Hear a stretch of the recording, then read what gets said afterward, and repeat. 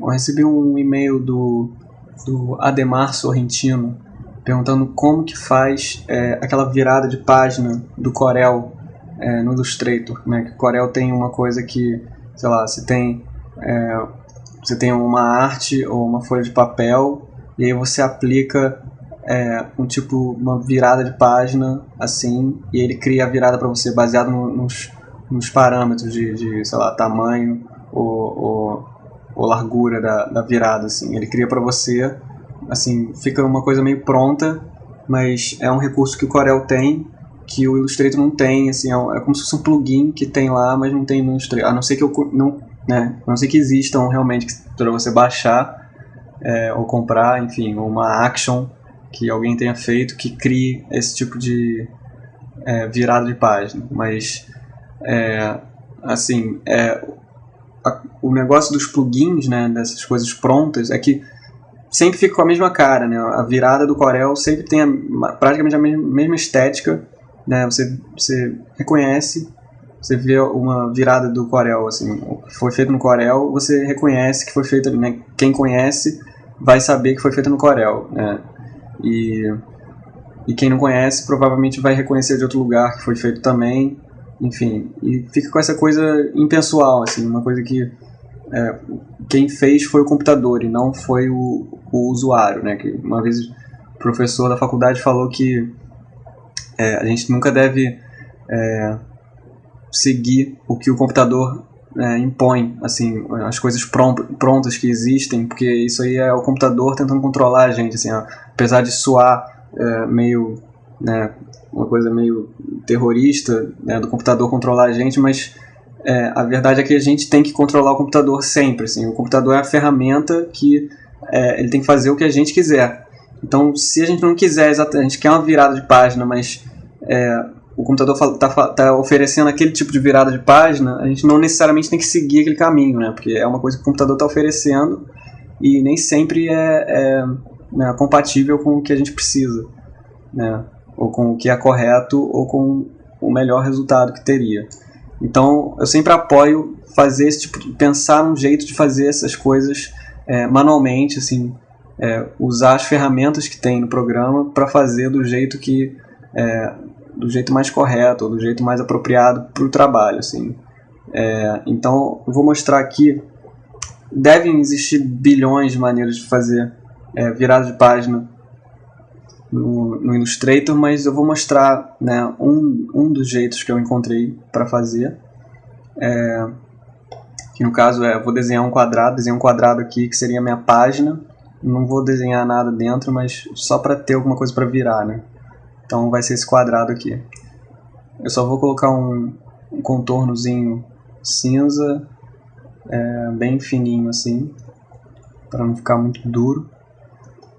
E aí o que eu imagino é tentar mexer nos pontos desse quadrado para poder, né, realmente virar ele, assim, como se fosse realmente uma página, pegar esse canto e puxar ele para cá, né, porque dá para fazer isso como é um vetor, a gente pode manipular os pontos, e no caso aqui é o canto que a gente pode manipular. Mas aí eu vou fazer isso com o Envelope Distort. Eu selecionei a forma e vou aqui no Object, Envelope Distort e Make with Mesh. Então eu vou criar uma malha para poder distorcer ela. Então no caso aqui a malha, eu marquei o preview, a malha tem 2x2 para eu poder manipular isso. Então eu vou dar OK. Aí eu posso pegar aqui com a seta branca, mexer só nesse ponto aqui da malha. E aí isso vai, né, distorcer a minha forma inicial, que era o quadrado lá. E aí só de olhar assim já parece, né, já dá um aspecto de que, né, é uma moldura que eu, né, distorci o canto aqui. E no caso eu posso pintar, né, deixa eu só... De olhando assim, não parece que está virando porque não tem o verso, né? Quando você vira a página, você espera enxergar o verso aqui. Mas primeiro eu vou pintar, eu esqueci de pintar isso aqui de branco. Mas eu ainda posso fazer, porque como eu apliquei o Envelope Distort, a forma original, né, o quadrado, ele está lá ainda, essencialmente. Ele só foi distorcido pelo Envelope Distort, que é uma coisa reversível, né, uma coisa não destrutiva. Então, para eu editar, no caso, estou editando o envelope distort. Eu não estou editando a forma original, né, o quadrado. Então, para eu editar isso, eu venho aqui em cima, tem esses dois botões. Um deles, esse primeiro é para editar o envelope, né, a malha, e o segundo é para editar o conteúdo. Então eu vou editar o conteúdo, que é o quadrado. Ele até aparece aqui, né? Aparece o contorno, o outline dele aqui. O esqueleto dele está aqui. E aí eu vejo as cores dele estão aqui. Aquele cinza que eu botei no contorno. E aí o preenchimento, eu vou lá e aplico um branco. Aqui não parece que mudou nada, porque o fundo é branco também, mas agora ele está preenchido de branco. E isso vai ajudar nessa hora de desenhar a parte que, né, o que seria a parte de trás, que eu vou simplesmente desenhar uma forma. Agora, para me ajudar a achar a tangente aqui, eu tô com o Smart Guide ligado. O Smart Guides é essa ajudazinha, quando você passa o mouse fica piscando assim. Esse é o Smart Guide me mostrando que se eu clicar aqui, por exemplo, vai criar um ponto exatamente em cima desse canto aqui, ou exatamente em cima desse vértice. O Smart Guide me ajuda a fazer isso. Então eu ligo o Smart Guides, ligo e desligo com maçã, Command U, ou então Ctrl U, ele liga e desliga. Aí se você não precisar disso, se estiver enchendo o saco, você desliga, né, se não precisar. Mas quando precisar, é só apertar Command U, ou então Ctrl U. E ele vai me ajudar a achar aqui o ponto exato da tangente, para eu poder clicar e criar uma forma qualquer, assim, só para cobrir esse buraco que ele meio que deixou aqui. Então eu criei essa forma, vou jogar lá para trás com Command Shift abre colchete, ou Ctrl Shift abre colchete, eu acho que é para Windows. E aí ele mandou para trás. E aí, como o meu papel tá branco, ele cobriu essa forma, né, meio nada a ver aqui, mas que só serve para poder preencher esse espaço e criar o verso do papel. Então, no caso aqui, eu estou vendo que aqui nesse momento, se eu botar um Ctrl Y, ele não está exatamente na tangente. Eu posso muito bem pegar esse ponto e acertar ele assim. Assim, é bem detalhe, assim, que provavelmente não vai aparecer no resultado final, mas nunca é ruim de ter um pouquinho de perfeccionismo, assim. Então, deixa eu mandar esse cara de volta. Então tá, então olhando assim, beleza, tá uma coisa chapada, uma coisa ilustrada, com cara de ilustração vetor. A página tá virando. Eu posso ainda com a seta branca manipular aqui a ponta, né? Posso virar assim, depois basta eu adaptar essa forma aqui para poder criar a parte de trás. E aí eu posso manipular desse jeito. Posso até criar outra virada aqui desse lado, fazer o mesmo esquema. Não sei. É isso que o envelope distort dá, essa liberdade, assim.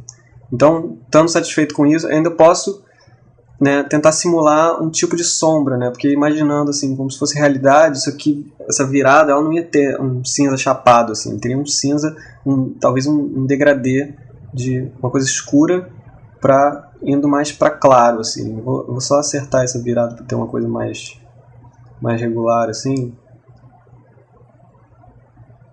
só para ficar mais, sei lá. E aí eu acerto aqui o ponto da tangente. E aí, beleza. Só aumentar isso aqui assim. Tá. Então, para eu fazer o degradê, eu vou fazer o degradê aqui, dessa sombra que teria aqui. Também imaginando que, né, você está dobrando o papel por cima dele mesmo, ele vai ter uma sombra incidindo nele mesmo aqui. Bem sutil, mas vai ter aqui e aqui. Então, eu vou fazer primeiro com essa parte de trás. Para eu fazer o degradê, eu vou lá no painel Gradient e mando aplicar um degradê. Ele vai colocar esse degradê padrão feioso aqui, mas aí eu vou com o atalho G, que é a ferramenta do degradê, que é essa daqui, essa aqui, o atalho é G. E aí eu posso pegar e arrastar daqui para cá, para a ponta. Mas no caso está invertido, né? Ele está indo de branco para preto. Então é só uma questão de eu vir aqui no painel, ou eu troco eles de lado assim, na mão, ou então tem esse botão aqui, que troca para mim. Ele inverte. E aí beleza, só que tá muito, né, tá muito falso isso. Essa sombra tá bizarra. Então eu vou só pegar o que é preto aqui. No caso, esse manipulador que vocês estão vendo aqui, ele é uma coisa que foi introduzido no Illustrator CS4. Então não tem problema se você tiver no CS3 ou CS2 ou qualquer um outro, não vai estar esse manipulador aqui porque eles não tinham feito isso ainda, que é você poder editar o degradê direto na arte. Isso foi uma novidade do CS4. Mas então eu vou fazer tudo aqui pelo painel, para vocês não ficarem excluídos do processo. O preto está muito preto, então eu vou pegar um cinza médio talvez, e arrastar para cima dele, que ele fica mais suave. Mas mesmo assim, o degradê tá acontecendo aqui, né? Ele está acontecendo na forma inteira. Eu posso fazer isso melhorar, né? Eu quero que o degradê não venha, né? Não ocorra na forma inteira. Eu quero que ele meio que acabe antes. Então, eu posso, né, talvez diminuir o degradê assim, só que aí ele faz essa coisa esquisita de que o degradê acaba e aí o resto é branco chapado, mas eu não quero nada chapado porque fica falso assim, qualquer coisa, né, quando eu tenho um degradê assim acaba ficando falso, quando eu tenho um degradê e de repente uma coisa chapada, parece que a página está virando, parece que, né, como se a página estivesse, né, fazendo assim e de repente ficando reta, assim, perfeitamente reta, que não é o que acontece. A página ela faz uma coisa mais natural assim, né? Olhando de perfil. Então, para isso, o degradê tem que ocorrer ao longo da virada toda. Então, o que eu vou fazer é pegar esse degradê, fazer ele até o final. Tudo bem, ficou feio. Aí eu arrasto esse ponto do meio mais para perto da sombra. Que aí o degradê ele parece que ele praticamente acaba mais ou menos aqui, mas ele ainda continua até o final, bem sutilmente assim, que é o que faz a diferença e que é o que faz o negócio ficar mais realista. Assim, é bastante detalhista assim, mas que faz a diferença.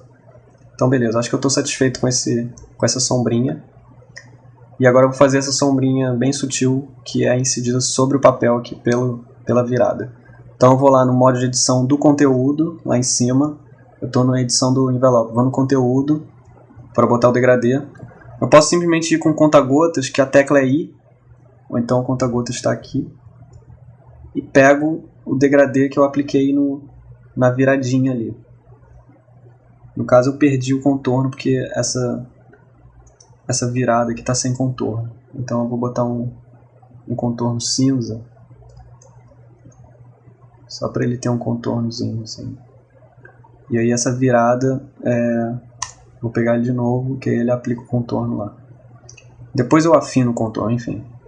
Mas estou com o degradê lá, vou com a minha ferramenta G de degradê e vou experimentando aqui, arrastando e vendo como que essa sombra vai aparecendo. Tem que ser uma coisa bem sutil, assim, que não junte, né? Se eu fizer demais, ele acaba juntando com a sombra do papel, aí fica meio esquisito. Acho que foi melhor quando é mais sutil, assim, uma coisa mais assim. Tá vendo? Assim tá bem melhor. Eu posso pegar os dois até e mudar o peso do contorno. Se eu for no modo de edição aqui, eu pego os dois, coloco um contorno mais leve, assim, 0,25 pontos.